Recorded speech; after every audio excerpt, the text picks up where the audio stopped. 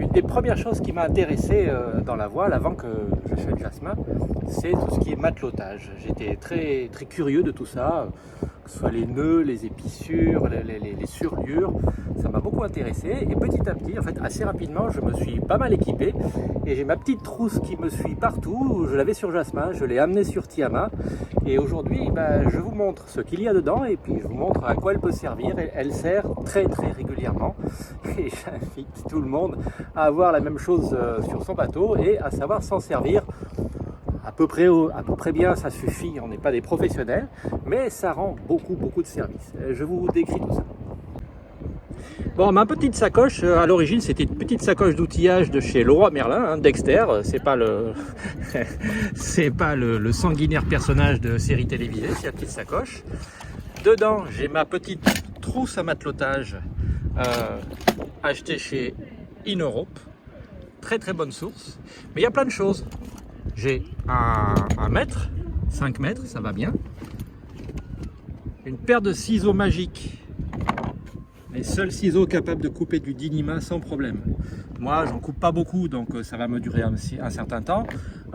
Chez les mateloteurs professionnels, chez les gréeurs, ils en achètent plusieurs paires par an parce que le Dyneema est extrêmement difficile à couper et très abrasif. J'ai des petites longueurs de fil. Ça, c'est du Dyneema 3 mm. Ça doit être du 6. Voilà, c'est des chutes tout ça. Ça doit être du 5 ou du 4. J'en ai encore un petit peu ici. Ça peut servir à plein de choses. Je vous montrerai tout à l'heure. Qu'est-ce que j'ai? J'ai de la garcette. Voilà, qui sert à plein de choses aussi. J'ai du fil à surlier. Alors j'ai du rouge. J'ai du blanc, fin, Lyros. Je vous montre. Hein. J'ai du vert. Alors ça c'est bien pour faire des surliures qui distinguent bâbord et tribord, c'est pas mal. J'ai de la garcette jaune, là il doit y en avoir 15 mètres en 3 mm. Ça aussi ça sert à plein de trucs. De la garcette rouge. Ah, les 15 mètres ils ont été complètement bouffés, parce que ça a déjà servi à plein de choses. Qu'est-ce que j'ai? J'ai un gros cutter. Ça, le gros cutter pour couper, ça marche bien. J'ai la planche en bois qui sert aussi. Du fil à surlier un peu épais pour les grosses surliures. Ça, c'est toujours utile. Une paire de ciseaux ordinaires que je mets avec les outils. Une autre paire de ciseaux qui me servait à couper le Dyneema et puis au bout de 2 ans, elle a fini par ne plus couper le Dyneema, donc elle me sert en appoint pour les cordages ordinaires.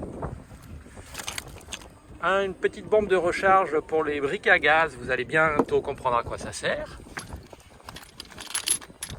Ça, c'est une mine. Je vous montre, j'en ai 4 dans la sacoche.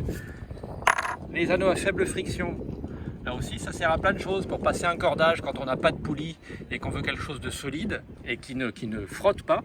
C'est un très bon choix, c'est facile à utiliser.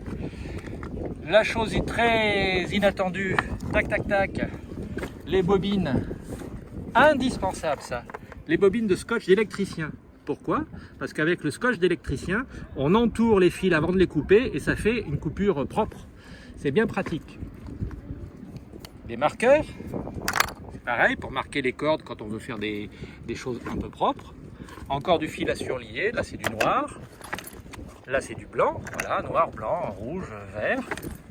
Un autre bobino de scotch d'électricien, du blanc. Ça ne sert pas à réparer, hein, c'est juste temporaire, c'est bon à jeter. Une paire de pinces, parfois il est utile de tirer fortement sur des petits bouts de corde et les doigts ne suffisent pas. Une petite paire de pinces pour le même usage mais pour des cordes plus petites. Hop, le briquet magique. Alors lui c'est un vrai petit chalumeau pour brûler certaines cordes, pour faire des terminaisons propres sur des découpes ou sur des cordages. Ça c'est nécessaire. Il y en a de plusieurs variétés. Celui-là est excellent. J'en ai d'autres, je vais vous montrer. Là, une manille, ça peut toujours servir, c'est en fond de sac. Ici, j'en ai plusieurs. Celle-là, c'est une survivante. Ça s'appelle une aiguille à long chat. Le chat, C-H-A-S. C'est la partie... c'est ça, le chat de l'aiguille. Habituellement, c'est le petit bout par lequel on enfile le fil. Là, ça sert à la même chose, mais il faut apprendre. Là, il y a des joints parce que ils sont tombés dans le sac, c'est tout. Et sur la petite poche avant, encore des petites choses. hop là, on va essayer de l'ouvrir quand même. Des chutes de sando, des chutes de fil de la cordelette tout venant, très ordinaire. Deux petits briquets tempête, ça c'est encore InEurope qui fait ça. C'est pour ça qu'il y a la recharge de gaz à briquet. Ça sont des petits briquets qui permettent d'avoir une flamme très très chaude, même quand il y a du vent, ce qui est utile quand on a du travail à faire dehors, quand il y a du vent. Voilà, j'en ai deux. Et le troisième que vous avez vu tout à l'heure. Voilà la petite sacoche. Et je vous montre maintenant ce qu'on peut faire avec tout ça. Premier exemple, la manie textile, la herse à boutons. Il y a plusieurs variétés. Celle-là, elle est simple. Elle a son petit nœud. J'aime bien garder le bout parce que ça m'aide à passer le nœud dans l'anneau, hein, vous connaissez le principe. Ici, elle me sert à attacher une petite poulie ouvrante qui me sert pour remonter l'annexe. C'est technique, ça dépend de notre bateau ici, ou pour dérouler le Genneker ou le code 0. En voilà une autre grosse. J'ai rajouté un bout de gaine. Je ne savais pas trop le faire à l'époque. Lui, il n'est pas épicé. J'ai fait une surlure. Ça me sert si j'ai un gros truc à attacher. Donc, c'est du Dynima de 10. Hein. Ça résiste à de nombreuses tonnes. On pourrait presque tracter le bateau. Les autres choses qu'on peut faire avec ma petite trousse, j'ai fait moi-même mes pas de doigts. Je vous en avais déjà parlé. C'est du câbleau 3 taurons en nylon. J'ai fait moi les yeux épicés et j'ai fait l'épissure un peu longue d'après les gréeurs professionnels, mais moi ça me va bien. Voilà, ici celle-là, elle me permet de faire ma séparation entre les deux bras de ma patte doigt. La patte doigt qui est actuellement en place, puisqu'on est au mouillage, j'ai fait différemment. Là, il y a une cosse inox qui est épicée, c'est aussi moi qui l'ai posée, avec la petite trousse que je vous ai montrée. Là, il y a une très longue manille textile en Dynima de 8, qui est très longue, comme ça je peux lui faire 2 tours. Elle a été faite il n'y a pas longtemps, ça tient très très bien. Voilà des exemples de tout venant. Ici, tiens, celui-là il n'est pas banal. Cette partie-là, c'est quelque chose qui permet de frapper la patte doigt sur le câbleau ou la corde sur le principe d'un nœud de Prusik. Vous connaissez, on va prendre ça, on va faire 2-3 tours sur lui-même. Au bout, il va ressortir ces deux éléments. C'est du Dynima de 10. Celui-là, il résiste à tout. J'ai rajouté la gaine pour éviter les frottements sur la chaîne. Et ça, vous mettez votre manille textile en bout de la patte doigt. Donc ça, c'est sur la patte doigt. Et ça, c'est tourné avec un Prusik sur la chaîne ou le câbleau. Et ça tient la chaîne. Voilà à quoi sert la petite manille, la petite trousse à matelotage. Un dernier exemple. Ici, bon, il est un peu à l'arrache. C'est un petit palan 3 brins. Donc 6 pour 1 en tension, qui me permet, avec la petite manille textile, pareil en Dynima, ça doit être du 4, ça, c'est suffisant, qui me permet d'attacher l'ancre quand on est en navigation et de relâcher la chaîne sur le barbotin, sur le guindeau. Donc cette petite trousse à outils, ça coûte pas très très cher. Je vous montre la dernière chose, c'est le cœur du sujet, c'est la sacoche qui est là. Alors on trouve la trousse et le contenu s'achète. Il faut remarquer l'usage du pied, du vrai marin. Le pied sert à tout. Les petits outils spéciaux, vous les connaissez pour pouvoir faire les épissures sur des gros câbles ou des plus petits câbles. Un assortiment d'aiguilles. Voilà. Celles-là sont très bien, elles viennent de, je ne sais pas chez qui, mais on les trouve partout. Ça. Quand vous avez un cordage à passer à l'intérieur d'un autre cordage, vous utilisez des choses comme ça.